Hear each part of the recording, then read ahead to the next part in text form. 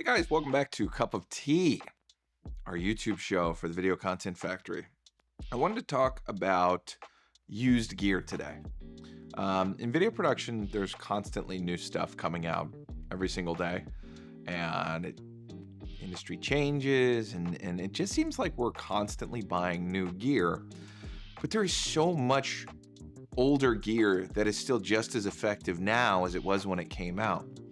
And to me, it just seems foolish to throw some of this stuff away when you already have it. I especially think about this when it comes to like gimbals.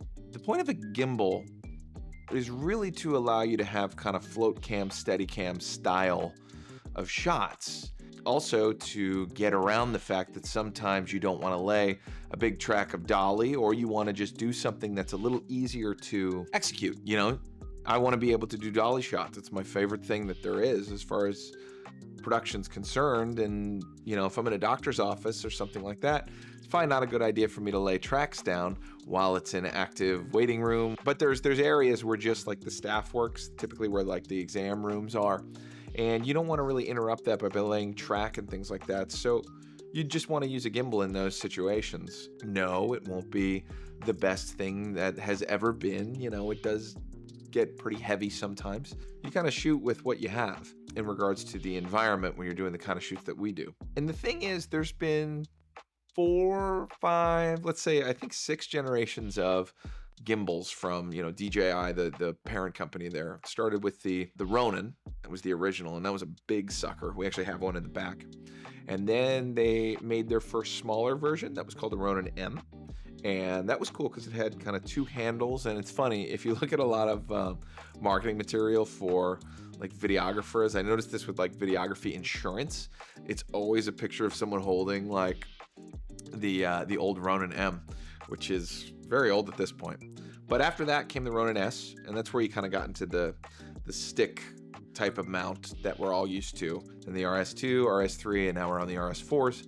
I'm sure the RS5s are right around the corner.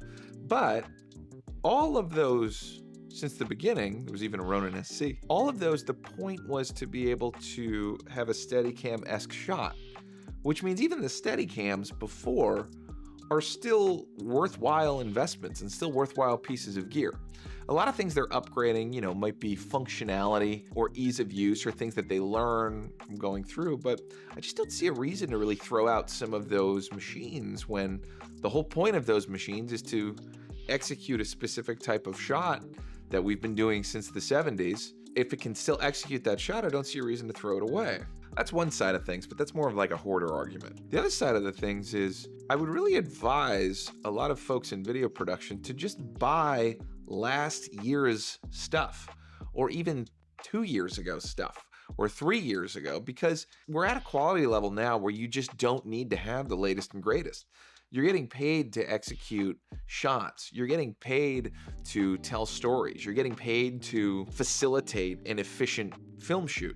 If your style of facilitating that efficient film shoot involves a piece of gear from 10 years ago, guess what? It still works. We're not going to move that much further past HD. We're just not, because the eyeball can't really see it. I know there is a play out there for 1440 being the new preferred resolution instead of 1080p, but that's where your eye kind of taps out. And there gets to a point where it's like, okay, in cameras specifically, can I get by with a 6K resolution? Or do I need 12K? Or do I need 8K?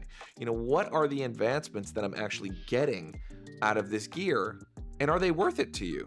Because if you can get some classic cinema lenses that maybe are out of fashion, but still produce an amazing image, you're gonna pay a lot less than, you know, the latest and greatest of a moderate tier version of the same thing. I currently am in the process of starting to buy cinema lenses. Cinema lenses hit hard maybe 5 years ago, maybe even 7 years ago. And we're talking cinema lenses that you could adapt to like an EF mount that you were using to make content. We're just getting into it, and I am not buying the brand new stuff.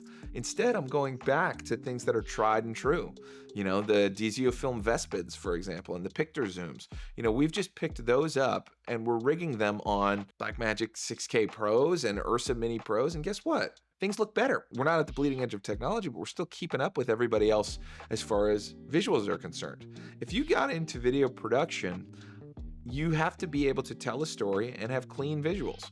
We've been able to have clean visuals for over a decade at this point with the kind of gear that's out, with not that many limitations. If you are telling a story in 23.98 or 24 frames per second, then you can use things from all the way back in 2005 and still be able to execute if you know what you're doing.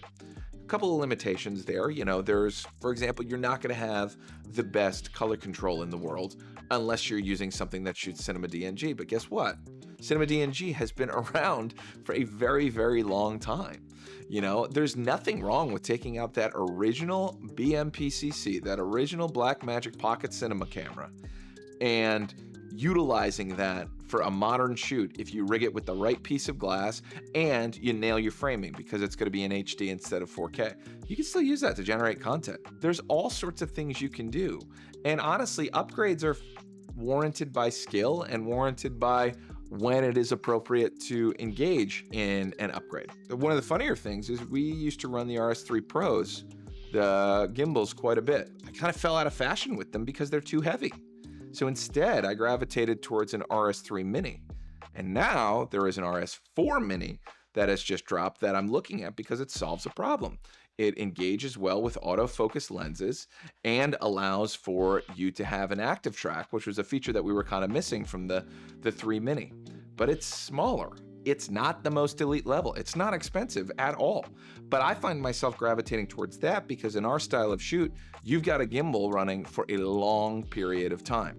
We might have 5 to 6 hours of consistent gimbal shooting, and that can't be accomplished with one of the heavier rigs. It's too much. The way that we shoot is we shoot a lot, and I'm not really doing any moves that would necessitate a heavier load. I think it would be much different if we were just shooting B-roll in a way that wasn't designed around particular people, or we were doing narrative-based content. But I have to get a lot of content and a lot of traditional content, by which I mean I'm just trying to dolly backwards with someone walking towards me. I'm just trying to do slight crane shots of moving the camera up and down, and I can't have any bounce. If we were doing some different kind of moves with rotations and things of that nature, it might not work out using a smaller gimbal. But for us, I know that those smaller gimbals really help us out, and they allow us to shoot for much, much longer without our arms getting tired. And honestly, you can get them for so cheap. The RS4 Mini is really impressive, and I like it a lot. But if I can get an RS3 Mini to fly a mirrorless camera with, like a 12 or a 14 millimeter EF lens, then we would have no problem keeping it on a Mini. It just has to do what I'm asking it to do. It doesn't have to do anything more. And if you know what you're looking for, if you know what you want your piece of equipment to do, then you don't have to settle for the latest and greatest and pay that premium pricing. You can grab an old reliable, or something that works for your system, or something that you're not afraid if it gets hurt.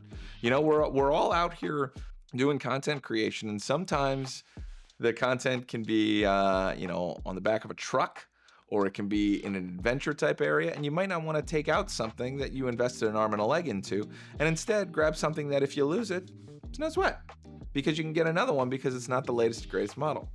I really think that used gear is the way to go when you are working in production, especially, unless you have a hyper-specific reason for that new model of something. You can really get a lot done for a lot less by going on the used route. And here's the thing, your picture quality isn't going to suffer. Your storytelling quality isn't going to suffer. Nothing is going to suffer. You're going to be just fine and able to produce top-tier content. Top-tier content from 5 years ago can look just as good as top-tier content now. The only difference is maybe there's more anamorphic lenses because they've been priced down, but it's just in vogue. We're all still trying to make beautiful pictures and tell wonderful stories, and you can do that with gear that came from a long, long time ago and be just fine. So, what are some of your favorite pieces of old gear that you trust and you rely on? What are some of the things from the past that you think did not ever need any sort of improvement? And what are you just getting by on and still delivering top-tier content? So let me know in the comments below. Thank you so much. Take care. cup of tea.